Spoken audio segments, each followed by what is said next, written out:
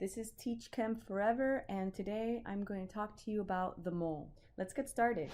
So, the mole is an extremely important concept in chemistry because it provides us a scale, a relative scale for the masses of the elements.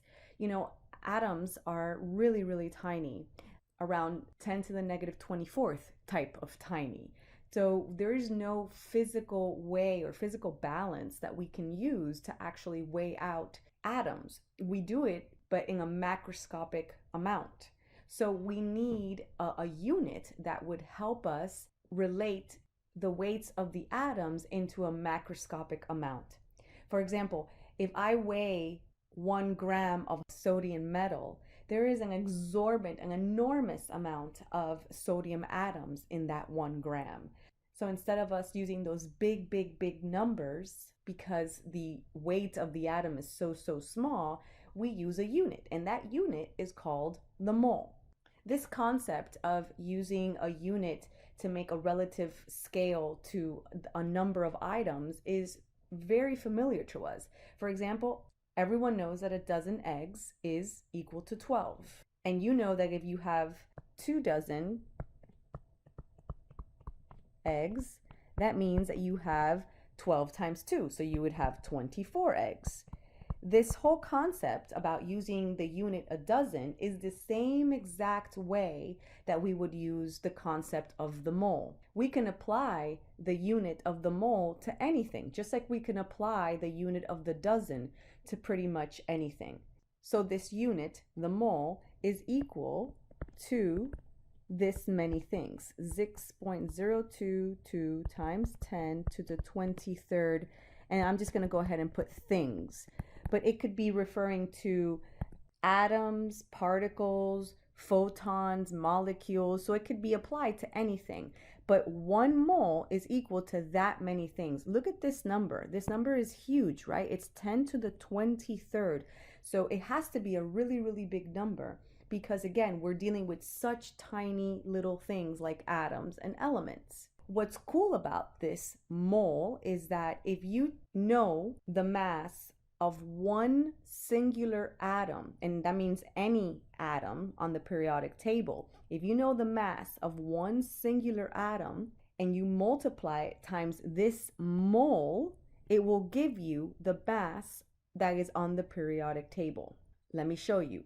One atom of carbon weighs 1.993 times 10 to the negative 23 grams. That is what one singular atom of carbon weighs. If I take that mass of one atom and I use the conversion of grams to AMUs, you would put 1 gram of whatever, and this happens to be carbon. 1 gram of carbon is equal to 6.022 times 10 to the 23rd AMU. Now you should be happy that you see this unit because this unit we've talked about, atomic mass units. So if I multiply these two numbers together, you will see that you will get 12 AMU, which, if you remember and you look back at the periodic table, that is exactly what carbon weighs. So what does that tell you?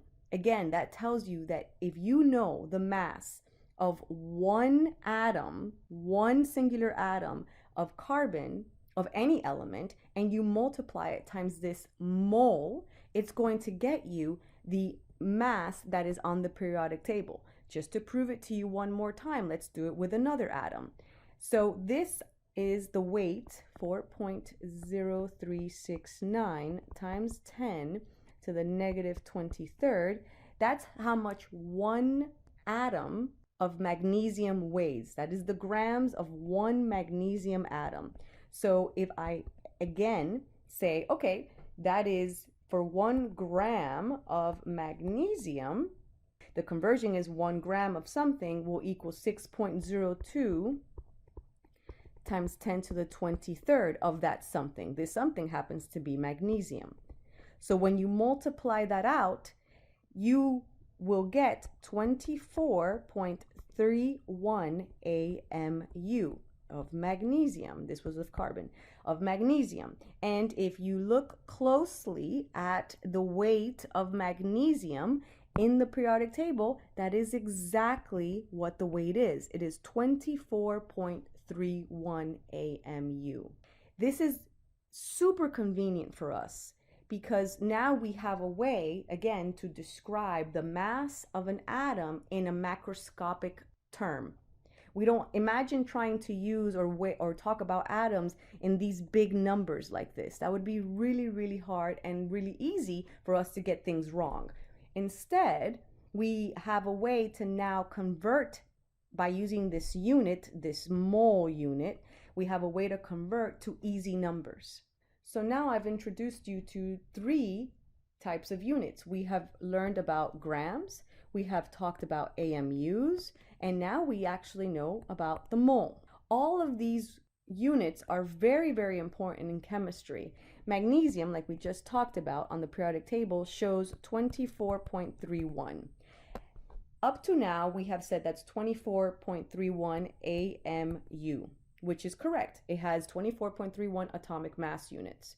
Now that we've introduced the mole, we can also say that magnesium weighs 24.31 grams per mole, because in 1 mole of magnesium, you have 24.31 grams of that magnesium. And that should be clear to you because of this equation that we just did right here. This unit that we have just now created is called molar mass. And it makes sense because, I mean, look at the name. Molar, you have a mole right here, and mass, you have the gram right here. And to show you even more why the mole is so important, now you can use this unit, the mole, to get us from different chemistry units to other different chemistry units. It's sort of like a gateway conversion. If you remember from our metric units, we talked about the gateway conversion between metric system and English system. The 1 inch is equal to 2.54 centimeters. The mole does the same job for chemistry units. For example, most of the problems are going to give you questions that ask you to go from grams of something to the number of things that you have.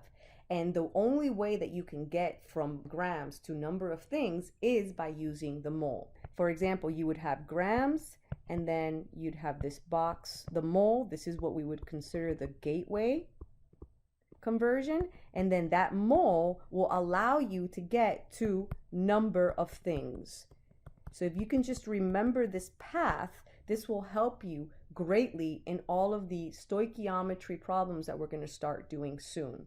Let me give you an example of what I mean. Let's say I have 100 grams of sodium, and I want to know how many atoms of sodium I have in 100 grams of sodium. So I would say, okay, 100 grams of sodium. I know that molar mass, like we just talked about up here, is grams per mole. So I can use this to get to moles, and that's what we want to do. So I would look at the periodic table and I would see that sodium weighs 22.99. So I would put 22.99 grams of sodium per every 1 mole of sodium. From here, I can take the definition of the mole and get to number of things. In 1 mole of sodium, there are 6.022 times 10 to the 23rd atoms of sodium. If you multiply all of this out, you will see that your answer should be 2.619 times 10 to the 24 atoms of sodium. Look how many atoms are in 100 grams of sodium. 100 grams is not that much. You have 2.619 times 10 to the 24th. It's an enormous number of atoms. And this hopefully exemplifies why the mole is so useful to us, because we can weigh out 100 grams. That's something that we're able to do, but we're not able to count 2.619 times 10 to the 24 atoms. So if you use the mole correctly, it will allow you to get from one unit to other units, like number of things. Another example I want to give you is, let's say I told you that there was 5.142 times 10 to the negative 23rd grams of something. I don't know what this element is, but if I know that each atom is connected by 1 mole, or each atom on the periodic table has 1 mole of something in its definition, I could go ahead and say, okay, well, in 1 gram of something, because I don't know what this is, there should be 6.022 times 10 to the 23rd AMU of that something. Remember, this is the same thing we did up here. In 1 gram of something, there's 6.022 times 10 to the 23rd AMUs of that something. And I didn't write that there, but that is what the conversion is. So if we use that same conversion, if we have a weight of something, we can multiply it times the mole to know what that something is on the periodic table. When you do this calculation, you should get 30.97 AMU. If we look on the periodic table, what weighs 30.97 AMU? If you look closely, it's phosphorus. So that means that something that we couldn't figure out, all we did is multiply it times the mole to give us what it weighs as atomic mass units in the periodic table.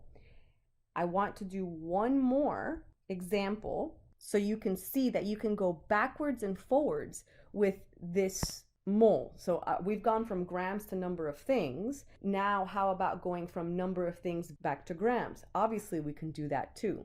So if I tell you that there's 12.044 times, those are ugly fours, but times 10 to the 23 atoms of selenium, how many grams of selenium do I have? I would use this little flow chart that we made up here. If I have number of things, I can use the mole or the molar mass to get back to grams. I would write down in 6.022 times 10 to the 23rd atoms of selenium, I have 1 mole of selenium. And I know, because of this new unit that we talked about, I know that in 1 mole of selenium, I look at the periodic table and there is 78.96 grams of selenium. If you do all of this calculation, you should get 157.92 grams of selenium. Now you can go back and forth between grams and atoms just by using the molar mass. And this is what we're going to be using from now on. And another thing that I could show you is, what if I asked you, instead of how many grams of selenium, what if I asked you how many moles of selenium do I have in this number, 12.044 times 10 to the 23rd atoms? Well, you basically would have stopped the equation at this point right here. You would get the answer 2 moles of selenium. And that would make sense, because how much does 1 selenium weigh? 1 selenium weighs 78.96. But if you have 157.92 grams of selenium, then you have 2 moles of selenium. Just like if you have 2 dozen eggs, you have 24 eggs, not 12 eggs. All right, guys, thank you so much. And please make sure that you read these sections in the book. They're very important. Watch these videos. And of course, think about these reflection questions, because they're going to be helpful for you as we're going through these topics. All right, see you later.